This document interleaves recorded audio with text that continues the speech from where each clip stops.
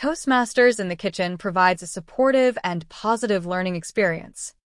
Build confidence, communication, and leadership skills while exploring the world of food and cooking.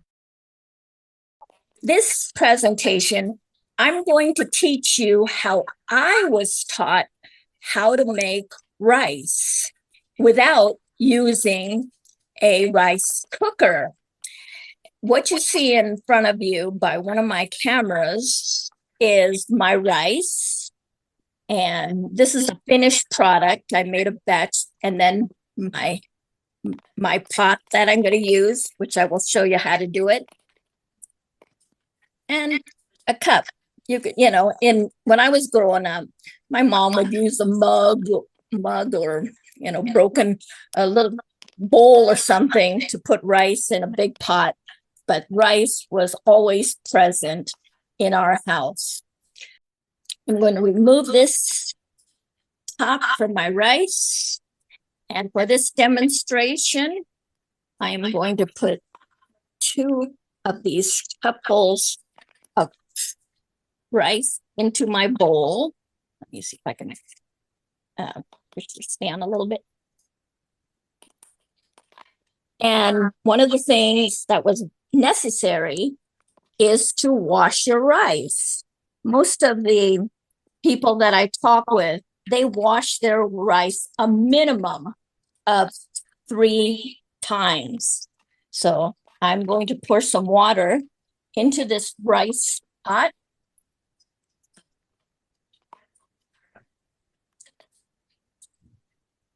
And I'm going to swish it around. And you'll see that the rice water is very grainy. I'm going to pour that out. I'll add some more water. Okay.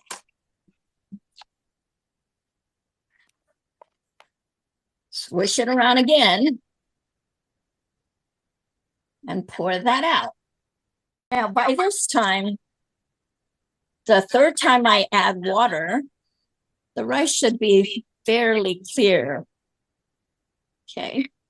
Now, this is the greatest thing about being taught how to make rice as I was growing up.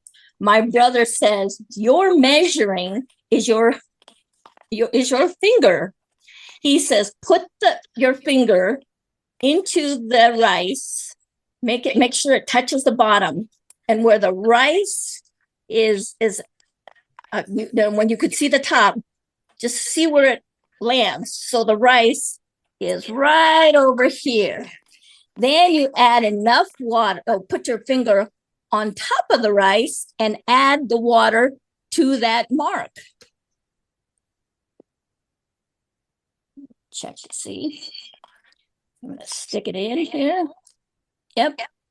That's it. Now I'm going to go to the stove. Let me move this back to the stove.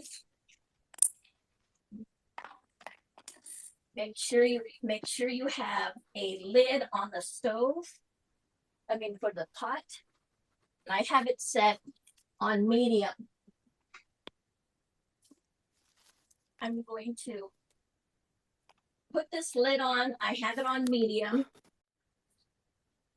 When it starts to boil, that's when I'm going to lower the medium heat to low and let it simmer for at least 10 to 15 minutes. And by that time, all the water should be absorbed into the rice. And I'd like to show you, I made a pot of rice before this meeting, and I used the same method.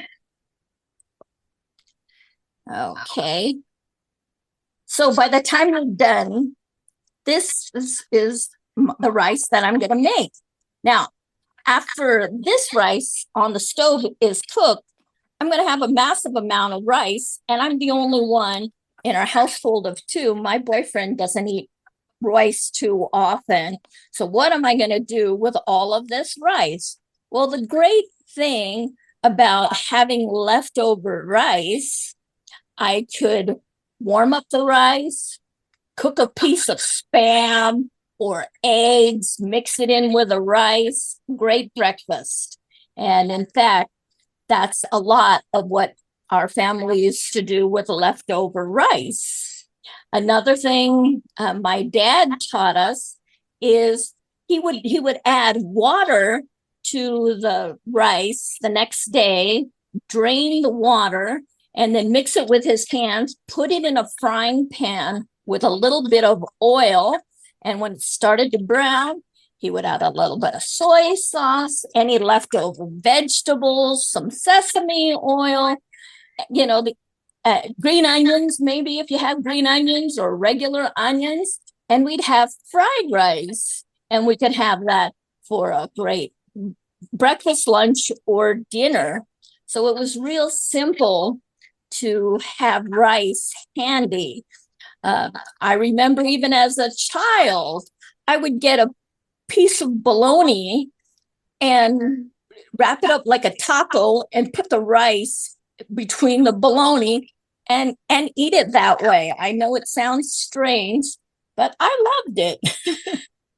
So I think if you haven't had rice in a long time, you might want to try that method. It's simple, it's easy, and you don't need a rice cooker to do that. Does anybody else have any questions? I do, Monica, because I use the finger method. I heard you say you stick it all the way down through the rice, or you just stick it on top of the rice? Well, I stick it down to the rice, the very bottom of the pot, to see where the rice ends up on my finger. Oh. So and then I put my finger on top of the rice and put the water where the rice. Oh, because I always use like wherever the rice is, I just use 1 inch of water on the top. That's what I don't measure rice. No, I don't. Yeah. Now, I watched a few videos how other people make rice. Some people add a teaspoon of salt to the rice. Some people add salt and butter. I don't add anything. I certainly wouldn't add apple spice to the rice, but I'm sure Kimberly. that's maybe sesame seed. And then, of course, rice to make sushi, but that's adding sugar and vinegar to the rice. Oh, that's what you do. But, okay. So, Monica. Yeah. Musubis, remember musubis, which I gave a demonstration a couple of months ago? Yes, that's a great way to use up leftover rice. Monica, we use oil in our rice. Okay. Because we want to end up at the bottom with sucarat. That's called pegao. Okay. I think some other people call it sucarat. Yeah. Yes. Well, we call it pegao. That's really good. And it's really good. It is. It is. One of my favorite childhood dishes that I remember from my late father was with the leftover. Well, actually, he didn't use leftover rice. He just added rice to a big pot of water and made arroz caldo, which is chicken and porridge. Porridge. Yes. And I will always think of my childhood when I make arroz caldo myself. Yeah. But that's very nice. Yeah. Thank you. Does anybody else have any questions? All right. Well, thank you. And that's my icebreaker. Join us as a guest at our next meeting. We can't wait to meet you.